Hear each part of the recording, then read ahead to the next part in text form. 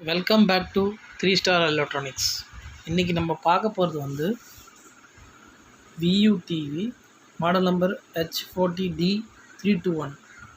இதோட ப்ராப்ளம் வந்து TV on பண்ணுறேன்.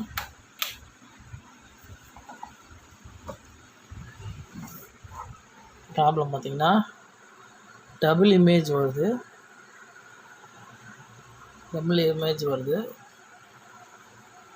உங்களுக்கு வந்து இப்போ பிக்சர் போட்டு காட்டுறேன்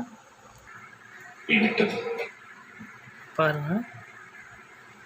தங்கள் முயற்சிகளை கைவிடவே இல்லை. லைன் வருது, தங்கள் பிள்ளைகளுக்கு அப்புறம் டபுள் இமேஜ் ஹேங் ஆகிற மாதிரி டபுள் இமேஜ் அப்படியே வருது. மீட்க வேண்டிய கட்டாயத்தையும் சொல்லி வைத்துவிட்டு இது வந்து டிஸ்பிளே ப்ராப்ளம். ஆக்சுவலாக எப்படி ரெடி பண்ணுறதுன்னு கண்டுபிடிக்க பல ஆராய்ச்சியாளர்கள். இப்போ பாருங்கள், டிவி வந்து ஓப்பன் பண்ணிட்டேன்.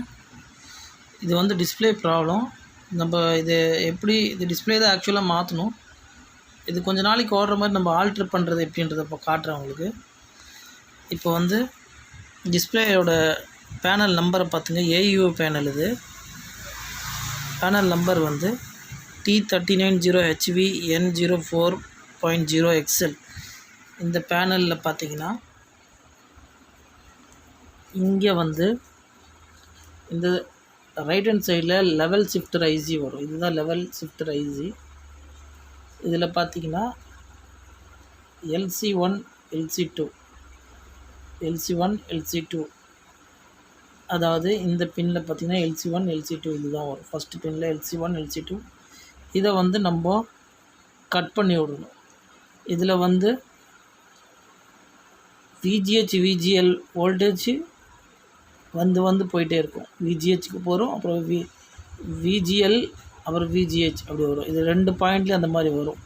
அந்த பாயிண்ட் ரெண்டையுமே நீங்கள் இந்த ஐசியிலேருந்து அவுட்புட் ஆகிற லைனை கட் பண்ணி விட்டுருணும். இப்போ நான் இதை வந்து கட் பண்ண போகிறேன். பாருங்கள், இந்த ஐசியில் நான் இந்த இடத்துல கட் பண்ணி விட்ருக்கேன் பாருங்கள். அதாவது STV விட்டுருங்க. LC1 அண்ட் LC2 இந்த ஐசியில் நான் கட் பண்ணியிருக்கேன். இப்போ பிக்சர் பார்த்தீங்கன்னா பாருங்கள், அதிகமாக ஜம்ப் ஆகும். இந்த மாதிரி ஜம்ப் ஆகும். இதுக்கப்புறம் நம்ம என்ன பண்ணோம்னாக்கா, இப்போ நான் உங்களுக்கு பண்ணி காமிக்கிறேன் உங்களுக்கு. இப்போ பாருங்கள், நான் என்ன பண்ணியிருக்கேன்னா, முதல்ல இந்த ஐசியில் வர்ற அவுட்புட் LC1 LC2 இந்த 2 லைனுமே கட் பண்ணியாச்சு. அதாவது ஐசிக்கிட்டே இந்த இடத்துல கட் பண்ணிடணும். இந்த பாயிண்ட்டுக்கு மேலே கட் பண்ணாதீங்க, இந்த இடத்துல கட் பண்ணிடணும். கட் பண்ணிவிட்டு AVDD வோல்டர் எடுத்து இது AVDD பார்த்தீங்களா, அந்த வோல்ட்டை எடுத்து நேராக இந்த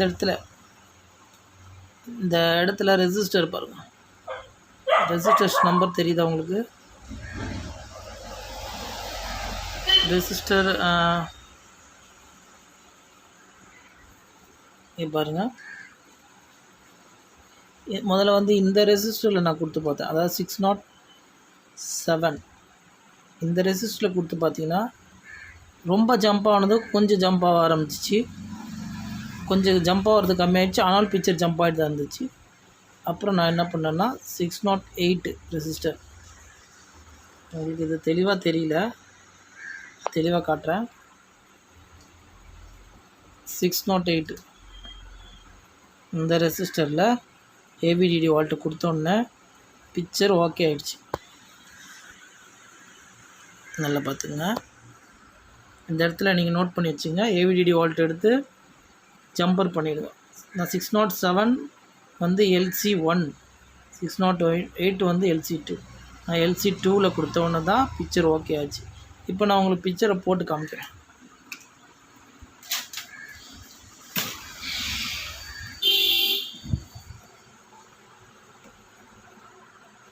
இப்போ பாருங்கள், பிக்சர் ஜம்ப் ஆகல, க்ளீனாக இருக்குது பிக்சரு. No signal. பாருங்கள், நோ சிக்னல். பாருங்கள், டபுள் இமேஜ் வரல, எந்த டிஸ்டர்பன்ஸும் நம்மளுக்கு வரல. இப்போது பாருங்கள், கொஞ்சம் இருங்க, பிக்சர் போட்டு காமிக்கிறேன். பாருங்கள், பிக்சர் பாருங்கள். பிக்சர் நல்லா தெளிவாக இருக்குது பாருங்கள். எந்த டிஸ்டர்பன்ஸ் இல்லை, டபுள் இமேஜ் இல்லை, வர்டிக்கல் ஹாரிசான்டல் லைன் வந்துட்டு இருந்துச்சு, அந்த லைன் வரல, கிளியராக இருக்குது. இப்போ இந்த நம்பர் பேனலில் இந்த மாதிரி டிஸ்பிளே ப்ராப்ளம் வந்துச்சுனால் இந்த பேனல் நம்பர் நோட் பண்ணிக்கோங்க. T390HVN04.0. இந்த பேனலில் வந்து நம்ம ஆல்ட்ரு பண்ண மாதிரி ஆல்ட்ரு பண்ணிட்டீங்கன்னா அந்த டபுள் இமேஜ் ப்ராப்ளம் நம்மளுக்கு வராது. இது எவ்வளோ நாளைக்கு ஓடும்னு நம்மளால் சொல்ல முடியாது. சில டிவிங்க 1 வருஷம் கூட ஓட வாய்ப்பு இருக்குது. இது வந்து ஒரு ஆல்ட்ரு பண்ணுற மாதிரி தான். இதை நல்லா நோட் பண்ணிக்கோங்க. ஓகே, இந்த வீடியோ பிடிச்சிருந்தா லைக் பண்ணுங்கள், ஷேர் பண்ணுங்கள், கமெண்ட் பண்ணுங்கள். சப்ஸ்கிரைப் பண்ணாதவங்க சப்ஸ்கிரைப் பண்ணுங்கள். கூடிய சீக்கிரம் நெக்ஸ்ட் வீடியோவில் உங்களை பார்க்குறேன். தேங்க்யூ ஃபார் வாட்சிங்.